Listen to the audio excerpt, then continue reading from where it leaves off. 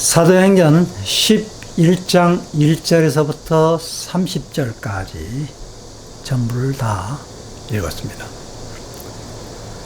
바나바와 사울의 만남, 또 다른 제목을 붙이라면 최초의 그리스도인이란 제목으로 이 시간에 하나님의 귀한 말씀을 증거하도록 하겠습니다. 기도하겠습니다. 주님, 은혜와 사랑을 감사합니다. 지난 한 주간 동안도 주님의 은혜와 사랑 가운데 하나님의 놀라우신 은혜와 성령의 체험하게 하여 주시니 감사합니다. 하나님의 귀한 말씀, 이 시간에 우리의 마음을 열어놓고 깨닫는 놀라운 역사가 있게 하여 주옵시고, 듣는 모든 무리들에게 성령의 임재가 있게 하여 주옵소서. 살아계신 주 예수님의 이름으로 간절히 기도하였습니다. 아멘. 그 사도들과 유대에 사는 신도들이 이방 사람들도 하나님의 말씀을 받아들였다라고 1절에는 그렇게 나와 있는데요. 자, 그런데 2절에 보니까 예루살렘에 있었던 그러한 할례 받은 사람들이 비난합니다.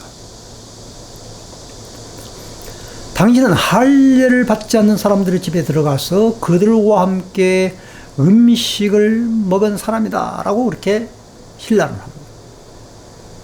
그래서 베드로가 그때에 일어난 일들을 자세하게 설명을 하죠.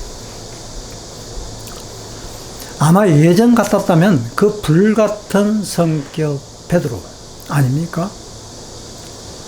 기질이 참으로 남달랐던 또 예수님의 수제자 베드로 아닙니까? 그런데 그 비난의 소리, 그 힐난의 그 소리를 듣고 침착하게 자세하게 그 고넬료에게 복음이 어떻게 들어가게 되어지고 어떻게 그들이 하나님의 말씀을 받아서 성령이 임하게 되는가라는 것을 설명을 하게 되어진 것입니다.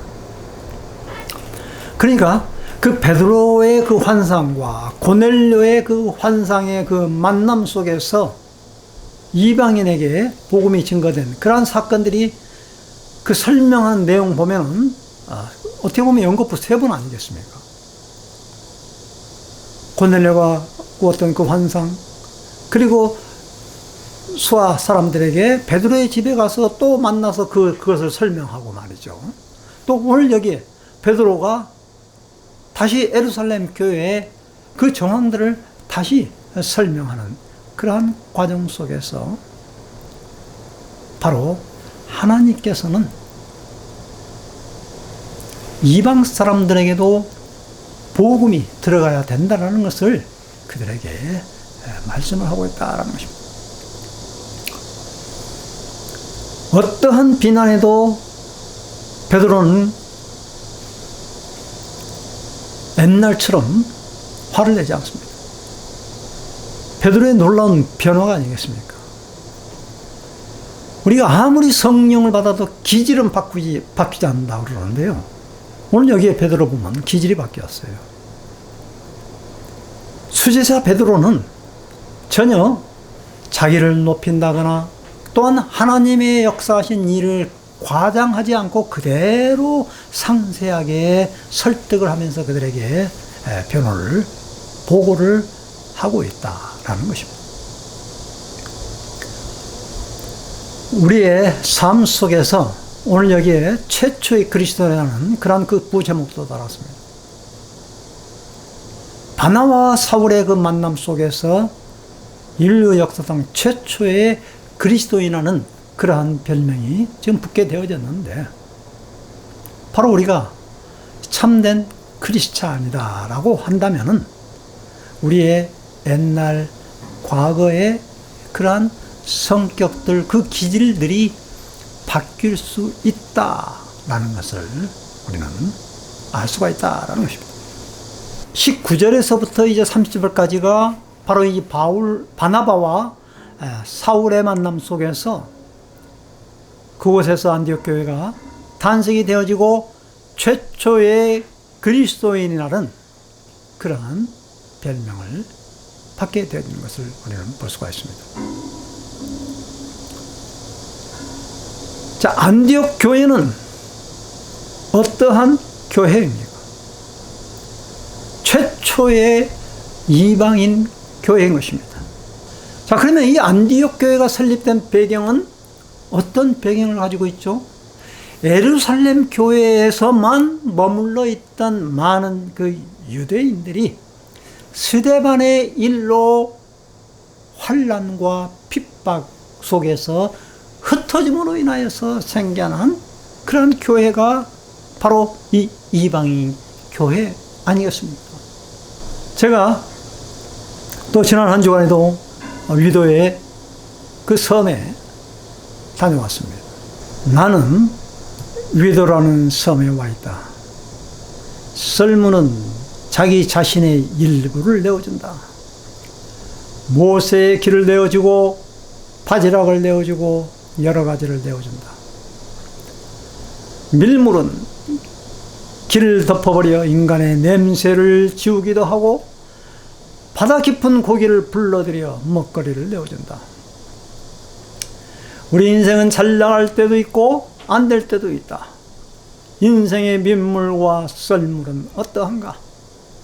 사람을 수단과 도구로 보지 말고 존재로 보고 밀물이든 썰물이든 바다 앞에 겸손히 나 자신을 내려놓는다.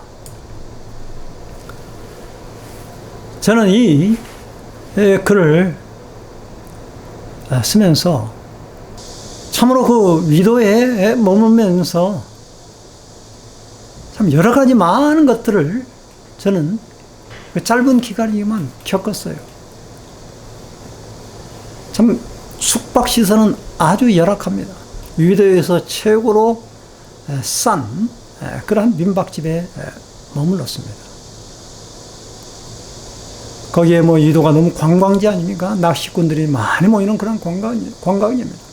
뭐 펜션 같은 데는 하루에 뭐 10만 원씩 가는 그런 그 펜션도 있고요.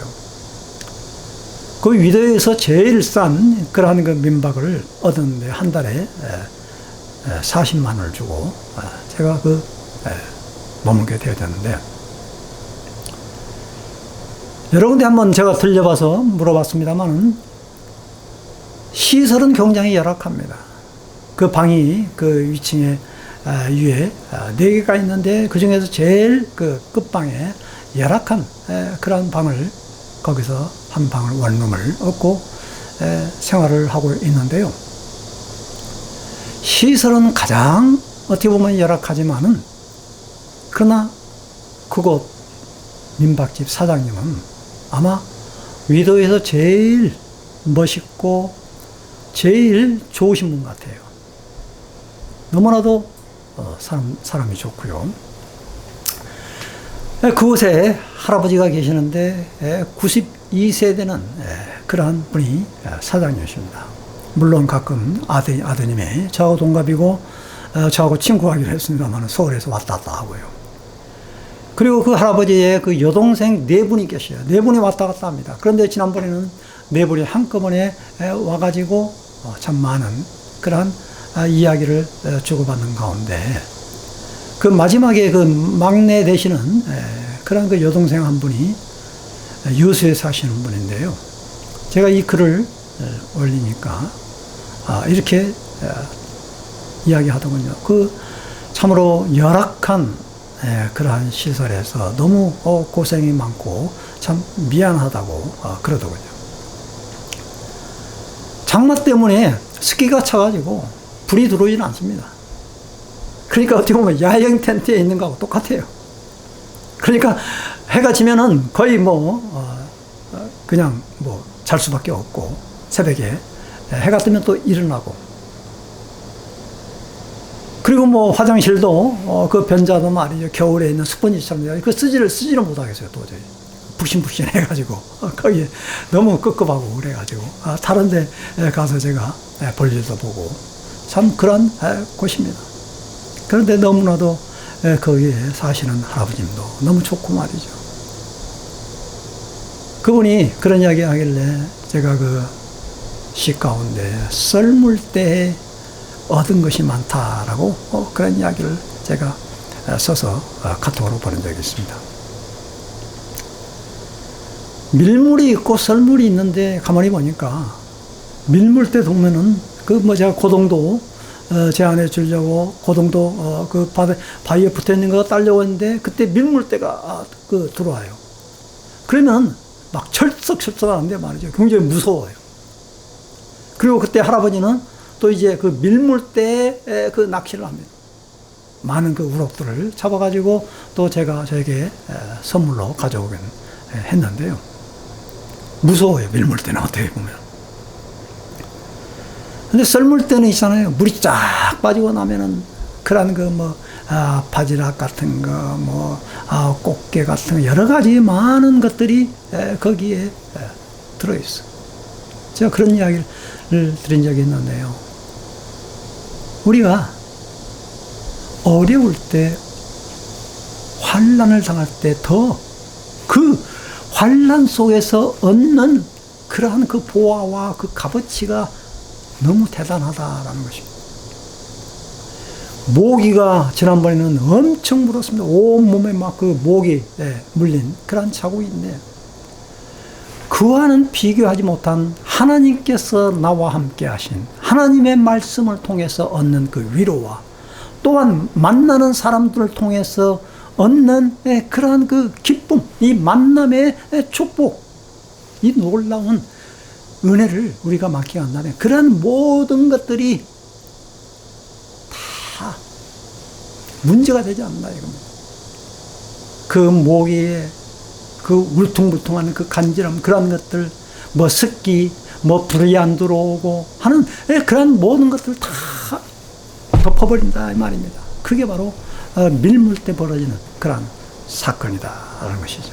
하나님께서는 여러모로 여러 사람을 통해서 그와 같이 위로를 해주시고, 비록 잠자리가 불편하고 또 모기로 인하여서, 더위로 인하여서, 폭염으로 인하여서, 장마철로 인하여서 얼마나 몸은 만신창이가 됐는지 모릅니다. 그러나 또 거기 위도의 그 치유의 숲에 들어가서 거기에는 또 너무나도 참 지상낙원처럼 그러한 곳입니다. 별하별 그러한 도구들이 거기 다 있어요. 경치는 얼마나 또 아름답습니다. 물로 된 그 침대 말이죠. 측정기, 발온 조격, 시원한 그런 에어컨에서 말이죠. 그걸 안마를 받고 또 거기에 산림치유사의 그 안내를 받고 그 산책길, 그 데크길을 걷다 보면 그 서해 앞바다의 그 아름다움, 휘황찬란한 그 아름다움이, 구름의 그 모습이 말이죠. 그냥 시시각각으로 변하면서 여러 가지 다양한 그 모습들을 보게 되면서 산림치유사와 걸로 건조 조격길을 하면서 또 산책길을 그 안내를 받으면서 참 자연과의 대화하는 그러한 여러 가지 많은 이야기들을 나누고 또 제가 기도해 주고 내려오곤 했습니다. 극과 극입니다. 한편으로는 엄청나게 그러한 곤란한 그런 환경이지만 또 한편으로는 또 그 위도의 치유의 숲에 가서는 그 몸이 힐링을 받고 말이죠. 심신의 안정을 받고 말이죠. 또한 좋은 사람들을 그곳에서 만나게 되니까 바울 사도의 그 고백이 생각났습니다. 비천에도 처할 줄 알고 부학에도 처할 줄 알고 완전히 극과 극의 그 만남 속에서 하나님의 놀라우신 그 은혜의 사랑의 체험을 하게 되어졌던 것입니다. 어제는 나오는데 말이죠. 갑자기 또 소나기가 쏟아지는데 어느 때 그 소나기가 쏟아지는 타이밍이 어느 때이냐. 아무렇지도 않다가 이제 제가 배에 올라타니까 그때부터 막 소나기가 막 쏟아지는. 참으로 그 배에 타는 그 선원도 신기하다고 그래요. 신기하다고 그래요. 아니, 어떻게 선생님이 올라타자마자 저렇게 비가 막 장대에 같이 굵은 비가 쏟아지냐고. 또 거기에 배에 딱 내리고 나니까, 소낙비가 그치게 되고 막.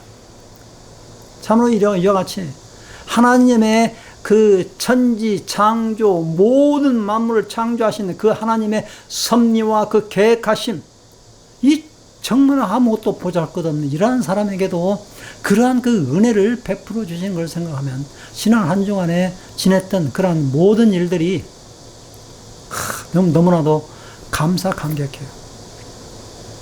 그 찬양을 드리면서 말이죠.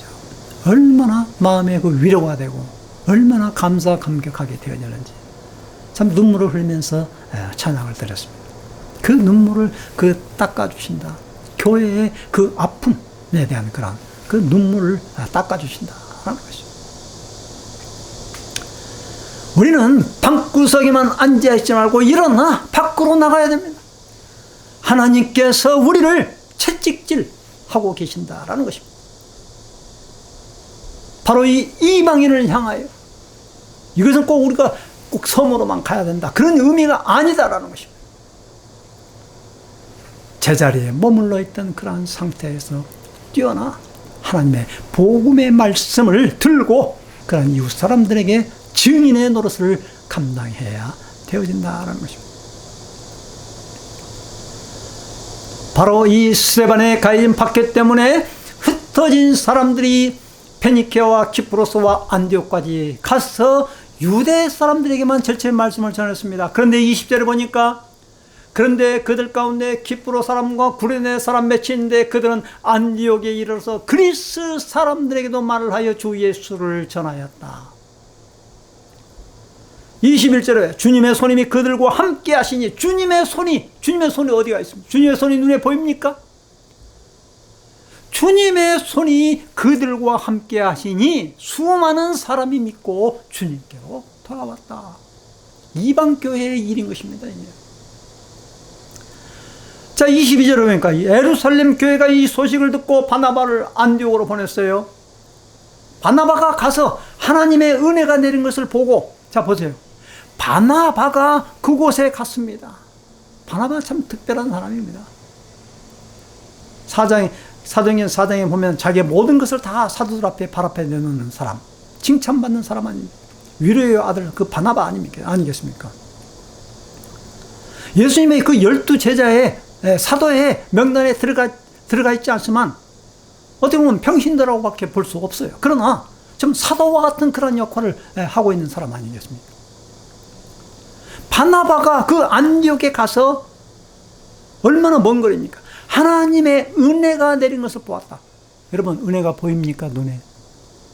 하나님의 은혜가 내린 것을 보고 기뻐하였고 모든 사람에게 굳센 마음으로 주님을 의지하라고 권하였다. 자, 24절에 바나바는 어떤 사람입니까? 착한 사람이요. 성령과 믿음이 충만한 사람이었다. 그래서 많은 사람이 주님께로 나왔다. 바로 이 바나바는 착한 사람, 성령과 믿음이 충만한 사람. 어떻게 보면 가식적이고 위선적인 그러한 사람이 아니다라는 것입니다. 아까 제가 그 썰물과 밀물에서도 이야기했던 것처럼 가식이 없고 뭡니까 그게? 사람을 수단과 도구로 보지 않는 겁니다. 저 사람은 높은 사람이기 때문에 잘 대하고, 저 사람은 돈이 없는 사람이기 때문에 가난한 사람이기 때문에 저 사람을 천대하게 보고 그런 것이 아니다라는 겁니다. 있는 그들의 모습 전제로 본다라는 것입니다. 그래서 우리 주님께서도 뭐라고 말하고 있습니까? 이 지극히 적은 소자에게 행한 것이 나에게 행한 것이다. 소자에게 냉수 한 그릇이라도 주는 사람, 그 대접을 잊지 않겠다라고 이렇게 말하고 있는 것 아니겠습니까? 오늘 우리는 이 바나바의 성품을 우리는 본받아야 될 것입니다. 위선, 가식이 없다라는 거예요. 자, 그래서 25절 보세요. 바나바는 25절 사울을 찾으려고 다소로 갔다. 다소로 사울을 찾으러. 사울이 또 어떤 사람입니까? 다 알지 않습니까? 얼마나 교회를 핍박하고 잡아 가두려고 했던 그러한 사람. 그런데 그 바나바는 사울이 회심의 그 경험을 한 것을 들었어요. 그러니까 그 안디옥에서 다소로 얼마나 먼 거리입니까? 뭐 425 몇 킬로라고 그러는 거예요. 부산에서 서울까지 사울을 찾으러 이 동역자를 얻기 위한 이러한 뜨거운 그 열정이 바나바가 있었기 때문에 사울을 동역자로 얻게 되어진 것입니다. 오늘 우리는 이러한 만남이 있느냐라는 것입니다. 참 너무나도 우리 한국 교회가 너무 참 안타깝습니다. 동역자, 사역자, 우리가 이 만남이라는 것을 너무나도 우리가 참으로 소홀히 한다는 것. 인류 최고의 만남 아니겠습니까? 바나바와 사울 이 두 사람이 있었기에 이 안디옥 교회를 통해서 온 전체 세계 선교를 감당하게 되어졌던 것입니다. 인류 최고의 만남 중에 만남, 최고의 만남. 물론 부부지간의 만남도 있겠죠. 중요한 만남이죠. 그러나 이 복음을 통해서 만남, 사역자들의 이 만남, 이것은 바로 역사를 뒤집는 그러한 만남이다라는 것입니다.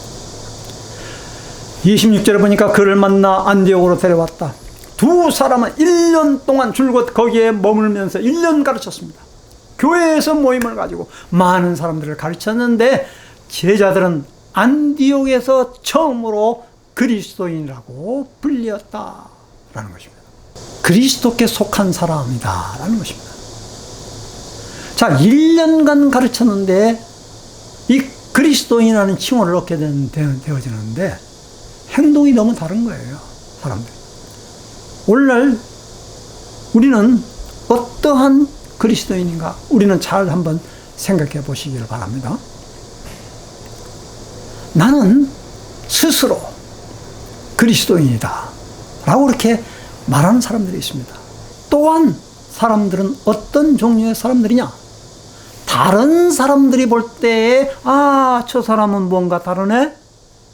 저 사람은 분명 그리스도인이구나. 바로 두 번째 후구자에 속한 사람이 바로 이 안디옥 교회에서 말하고 있는 그런 그리스도인이다라는 것입니다. 자기가 그리스도인이라고 말하는 것이 아니라 내가 만나는 모든 그런 사람들이, 타자들이, 다른 사람들이 나를 볼 때에 그리스도인이다라는 것입니다. 나의 자신의 삶을 내어주는 그러한 그리스도인인가?